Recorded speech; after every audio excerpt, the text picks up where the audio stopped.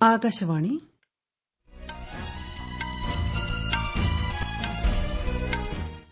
നമസ്കാരം. വാർത്തകൾ വായിക്കുന്നത് ലിൻസ സിറാജ്.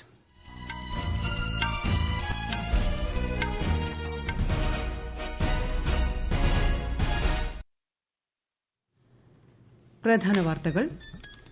6 പുതിയ വന്ദേ ഭാരത് എക്സ്പ്രസ് ട്രെയിനുകൾ പ്രധാനമന്ത്രി നരേന്ദ്രമോദി നാളെ ഝാർഖണ്ഡിൽ ഫ്ളാഗ് ഓഫ് ചെയ്യും.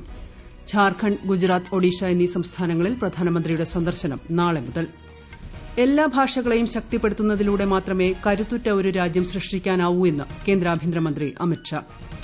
സമഭാവനയുടെ സന്ദേശവുമായി നാളെ തിരുവോണം. ഓണത്തെ വരവേൽക്കാനൊരുങ്ങി ലോകമെമ്പാടുമുള്ള മലയാളികൾ. രാഷ്ട്രപതി, പ്രധാനമന്ത്രി, മുഖ്യമന്ത്രി തുടങ്ങിയവർ ആശംസകൾ നേർന്നു. സീതാറാം യെച്ചൂരിക്ക് വിട നൽകി രാജ്യം. ഭൌതികദേഹം വൈദ്യശാസ്ത്ര പഠനത്തിനായി ഡൽഹി എയിംസിന് കൈമാറി. ഏഷ്യൻ ചാമ്പ്യൻസ് ഹോക്കിയിൽ പാകിസ്ഥാനെതിരെ ഇന്ത്യയ്ക്ക് ജയം. വാർത്തകൾ വിശദമായി. ഝാർഖണ്ഡ്, ഗുജറാത്ത്, ഒഡീഷ എന്നിവിടങ്ങളിൽ വിവിധ വികസന പദ്ധതികൾക്ക് പ്രധാനമന്ത്രി നരേന്ദ്രമോദി തുടക്കം കുറിക്കും. 3 സംസ്ഥാനങ്ങളിലും നാളെ മുതൽ ആരംഭിക്കുന്ന സന്ദർശനത്തോടനുബന്ധിച്ചാണ് പരിപാടികൾ. 6 വന്ദേ ഭാരത് എക്സ്പ്രസ് ട്രെയിനുകൾ ഝാർഖണ്ഡിലെ ജംഷഡ്പൂരിൽ നാളെ ഫ്ളാഗ് ഓഫ് ചെയ്യും. 660 കോടിയിലധികം രൂപയുടെ വിവിധ റെയിൽവേ പദ്ധതികൾ പ്രധാനമന്ത്രി നാടിന് സമർപ്പിക്കും. തിങ്കളാഴ്ച ഗുജറാത്തിലെ ഗാന്ധിനഗറിൽ സൂര്യ ഘർ മുഫ്ത് ബിജ്ലി യോജനയുടെ ഗുണഭോക്താക്കളുമായി ശ്രീ മോദി സംവദിക്കും. 4ാമത് global renewable energy investors meet, Ahmedabad metro rail പദ്ധതി എന്നിവയുടെ ഉദ്ഘാടനമാണ് ഗുജറാത്തിലെ മറ്റ് പരിപാടികൾ. ചൊവ്വാഴ്ച ഒഡീഷയിലെത്തുന്ന ശ്രീ മോദി ഭുവനേശ്വറിൽ 3800 കോടി രൂപയുടെ വിവിധ വികസന പദ്ധതികളുടെ തറക്കല്ലിടലും ഉദ്ഘാടനവും നിർവഹിക്കും.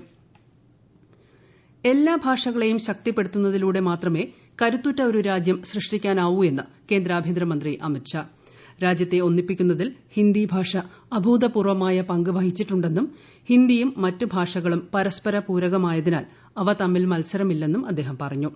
ന്യൂഡൽഹിയിൽ ഔദ്യോഗിക ഭാഷാ വജ്ര ജൂബിലി ആഘോഷങ്ങളുടെയും 4ാമത് അഖില ഭാരതീയ രാജ്ഭാഷാ സമ്മേളനത്തിന്റെയും ഉദ്ഘാടന സമ്മേളനത്തെ അഭിസംബോധന ചെയ്യുകയായിരുന്നു ശ്രീ അമിത് ഷാ.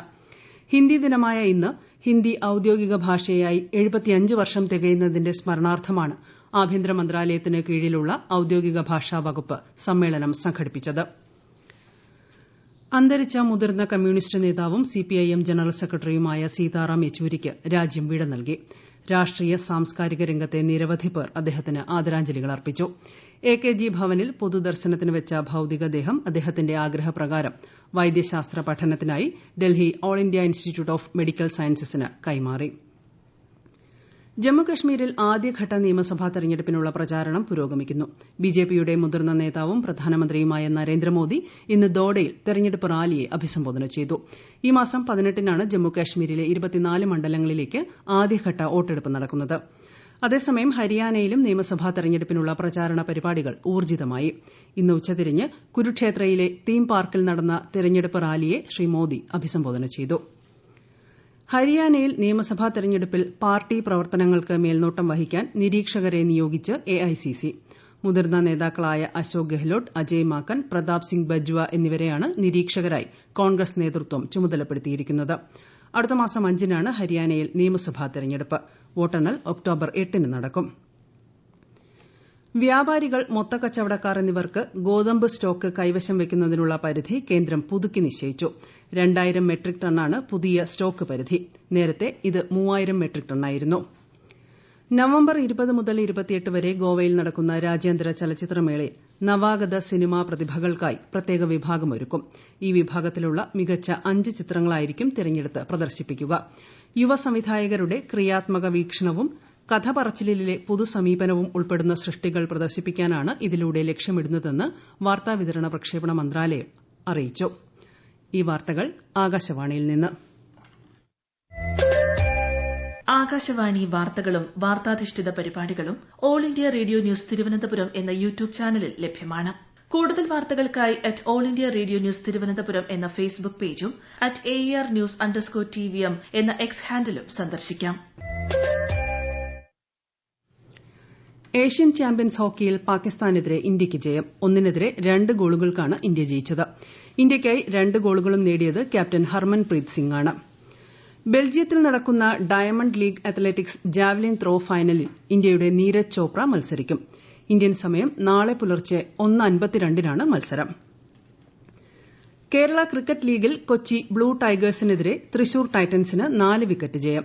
കൊച്ചി ഉയർത്തിയ 85 റൺസ് വിജയലക്ഷ്യം 17.5 ഓവറിൽ 6 വിക്കറ്റ് നഷ്ടത്തിൽ തൃശൂർ മറികടക്കുകയായിരുന്നു. കേരളത്തിൽ ഉത്രാടപ്പാച്ചിൽ. സമഭാവനയുടെ സന്ദേശവുമായി നാളെ തിരുവോണം. ഓണത്തെ വരവേൽക്കാനുള്ള അവസാനവട്ട ഒരുക്കത്തിലാണ് മലയാളികൾ.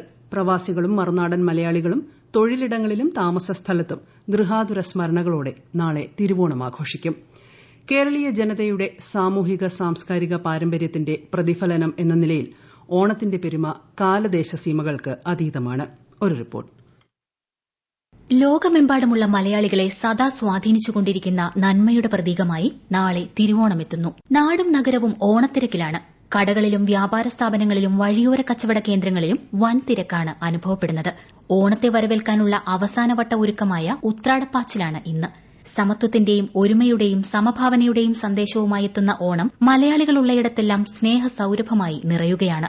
അനാദിയായ കാലപ്രവാഹത്തിലും കെടാതെ നിൽക്കുന്നു ഓണത്തിന്റെ സ്വത്വവും സന്ദേശവും. News desk, Akashvani. ലോകമെമ്പാടുമുള്ള മലയാളികൾക്ക് രാഷ്ട്രപതി ദ്രൌപദി മുർമു, പ്രധാനമന്ത്രി നരേന്ദ്രമോദി എന്നിവർ ഓണാശംസകൾ നേർന്നു. കേരളത്തിന്റെ സമ്പന്നമായ സാംസ്കാരിക പൈതൃകവും പാരമ്പര്യവും ആഘോഷിക്കാനുള്ള അവസരമാണ് ഓണമെന്ന് രാഷ്ട്രപതി. സമാധാനവും സമൃദ്ധിയും ക്ഷേമവും നിറഞ്ഞതാകട്ടെ ഓണമെന്ന് പ്രധാനമന്ത്രി ആശംസിച്ചു. ഓണാശംസകൾ നേർന്ന് ഗവർണർ ആരിഫ് മുഹമ്മദ് ഖാൻ, മുഖ്യമന്ത്രി പിണറായി വിജയൻ, സ്പീക്കർ എൻ ഷംസീർ, പ്രതിപക്ഷ നേതാവ് വി സതീശൻ തുടങ്ങിയ പ്രമുഖരും. ജാതിമത വ്യത്യാസങ്ങൾക്ക് അതീതമായ ഒരുമയുടെ ഉത്സവമായ ഓണത്തിന്റെ സന്ദേശം ലോകമെങ്ങും എത്തട്ടെയെന്ന് ഗവർണർ ആശംസിച്ചു. വയനാട് ഉരുൾപൊട്ടൽ അതിജീവിച്ച സഹോദരീ സഹോദരന്മാരോടുള്ള അനുകമ്പ നിറഞ്ഞതായിരിക്കട്ടെ ഈ ഓണമെന്ന് മുഖ്യമന്ത്രി പറഞ്ഞു. മലയാളികൾ ഏറെയുള്ള UAEയിലും ഓണാഘോഷങ്ങൾ സജീവം. മലയാളി സംഘടനകളുടെ നേതൃത്വത്തിൽ കേരള തനിമ വിളിച്ചോതുന്ന വിവിധ കലാപരിപാടികളും തയ്യാറാക്കിയിട്ടുണ്ട്. ഉപ്പേരി, ശർക്കര വരട്ടി ഉൾപ്പെടെയുള്ള വിഭവങ്ങളും ഓണക്കിറ്റുകളും ആഘോഷത്തിന്റെ ഭാഗമായി കടകളിൽ ഇടം പിടിച്ചിട്ടുണ്ട്. ഷോപ്പിംഗ് മാളുകളിലും മറ്റ് പൊതു ഇടങ്ങളിലും പൂക്കളമൊരുക്കി. പായസമേളകളും സംഘടിപ്പിച്ചിട്ടുണ്ട്. ഓണക്കാലത്ത് കേരളത്തിൽ വിലക്കയറ്റം പിടിച്ചു നിർത്താൻ സപ്ലൈകോയ്ക്ക് സാധിച്ചതായി മന്ത്രി GR അനിൽ. ഉത്രാട ദിനത്തിന് മുൻപുള്ള ദിവസങ്ങളിൽ 16 കോടി രൂപയുടെ വിൽപ്പനയാണ് ജില്ലാ ഫെയറുകളിലും സപ്ലൈകോ ഔട്ട്ലെറ്റുകളിലും നടന്നത്. 24 ലക്ഷത്തിലധികം പേർ സപ്ലൈകോയിൽ നിന്ന് സാധനങ്ങൾ വാങ്ങി. അർഹരായ 92% റേഷൻ കാർഡ് ഉടമകളും സൌജന്യ ഭക്ഷ്യക്കിറ്റ് വാങ്ങിയെന്നും മന്ത്രി അറിയിച്ചു. ശബരിമല സന്നിധാനത്ത് ഇന്ന് ഉത്രാട സദ്യ നടന്നു. തിരുവോണ ദിനമായ നാളെ രാവിലെ 5-ന് നട തുറക്കും. നാളെ ദേവസ്വം ജീവനക്കാരുടെയും അവിട്ടം നാളിൽ പോലീസിന്റെയും വകയായി ഓണസദ്യ നടക്കും. കന്നിമാസ പൂജകൾ പൂർത്തിയാക്കി 21-ന് രാത്രി 10-ന് നടയടയ്ക്കും. ശ്രീലങ്കൻ പ്രസിഡന്റ് തെരഞ്ഞെടുപ്പ് അടുത്ത ശനിയാഴ്ച നടക്കും. 38 സ്ഥാനാർത്ഥികളാണ് മത്സരരംഗത്തുള്ളത്. 17 ദശലക്ഷത്തിലധികം വോട്ടർമാരാണ് ശ്രീലങ്കയിലുള്ളത്. നിലവിലെ പ്രസിഡന്റ് റനിൽ വിക്രമസിംഗെ, SJB സ്ഥാനാർത്ഥി സജിത് പ്രേമദാസ, NPP നേതാവ് അനുര കുമാര ദിസനായകെ തുടങ്ങിയവരാണ് മത്സരരംഗത്തെ പ്രമുഖർ. റഷ്യയുടെ ചില മാധ്യമ സ്ഥാപനങ്ങൾക്കെതിരെയുള്ള US ഉപരോധം ആശങ്കാജനകമാണെന്ന് റഷ്യൻ വിദേശകാര്യ മന്ത്രാലയ വക്താവ് മരിയ സഖരോവ. മോസ്കോയിൽ നടന്ന ബ്രിക്സ് മാധ്യമ ഉച്ചകോടി അഭിസംബോധന ചെയ്യുകയായിരുന്നു അവർ. റഷ്യയുടെ രഹസ്യാന്വേഷണത്തിന്റെ ഭാഗമാണെന്നാരോപിച്ച് മാധ്യമ ചാനലായ RTക്കെതിരെ ഇന്നലെ US state secretary Antony Blinken ഉപരോധം പ്രഖ്യാപിച്ചിരുന്നു. മ്യാൻമറിൽ യാഗി ചുഴലിക്കാറ്റ് സൃഷ്ടിച്ച വെള്ളപ്പൊക്കത്തിൽ 2,30,000-ലധികം ആളുകൾ പലായനം ചെയ്യാൻ നിർബന്ധിതരായി. ദുരന്തത്തിൽ 33 പേർ മരിച്ചതായി സൈന്യം അറിയിച്ചു. ഈ വർഷത്തെ ഏഷ്യയിലെ ഏറ്റവും ശക്തമായ കൊടുങ്കാറ്റായ യാഗി ചുഴലിക്കാറ്റ് വിയറ്റ്നാം, ചൈനീസ് ദ്വീപായ ഹൈനാൻ, ഫിലിപ്പീൻസ് എന്നിവിടങ്ങളിൽ കഴിഞ്ഞയാഴ്ചയാണ് ആഞ്ഞടിച്ചത്. ദുരന്തത്തിൽ വിയറ്റ്നാമിന്റെ വടക്കൻ മേഖലയിൽ 254 പേർ മരിക്കുകയും 82 പേരെ കാണാതാവുകയും ചെയ്തു. പ്രധാന വാർത്തകൾ വീണ്ടും. 6 പുതിയ വന്ദേ ഭാരത് എക്സ്പ്രസ് ട്രെയിനുകൾ പ്രധാനമന്ത്രി നരേന്ദ്രമോദി നാളെ ഝാർഖണ്ഡിൽ ഫ്ളാഗ് ഓഫ് ചെയ്യും. ഝാർഖണ്ഡ്, ഗുജറാത്ത്, ഒഡീഷ എന്നീ സംസ്ഥാനങ്ങളിൽ പ്രധാനമന്ത്രിയുടെ സന്ദർശനം നാളെ മുതൽ. എല്ലാ ഭാഷകളെയും ശക്തിപ്പെടുത്തുന്നതിലൂടെ മാത്രമേ കരുത്തുറ്റ ഒരു രാജ്യം സൃഷ്ടിക്കാനാവൂ എന്ന് കേന്ദ്ര ആഭ്യന്തരമന്ത്രി അമിത്ഷാ. സമഭാവനയുടെ സന്ദേശവുമായി നാളെ തിരുവോണം. ഓണത്തെ വരവേൽക്കാനൊരുങ്ങി ലോകമെമ്പാടുമുള്ള മലയാളികൾ. രാഷ്ട്രപതി, പ്രധാനമന്ത്രി, മുഖ്യമന്ത്രി തുടങ്ങിയവർ ആശംസകൾ നേർന്നു. സീതാറാം യെച്ചൂരിക്ക് വിട നൽകി രാജ്യം. ഭൌതികദേഹം വൈദ്യശാസ്ത്ര പഠനത്തിനായി ഡൽഹി എയിംസിന് കൈമാറി. ഏഷ്യൻ ചാമ്പ്യൻസ് ഹോക്കിയിൽ പാകിസ്ഥാനെതിരെ ഇന്ത്യയ്ക്ക് ജയം. വാർത്തകൾ കഴിഞ്ഞു. അടുത്ത വാർത്താ പ്രക്ഷേപണം രാത്രി 8:35-ന്.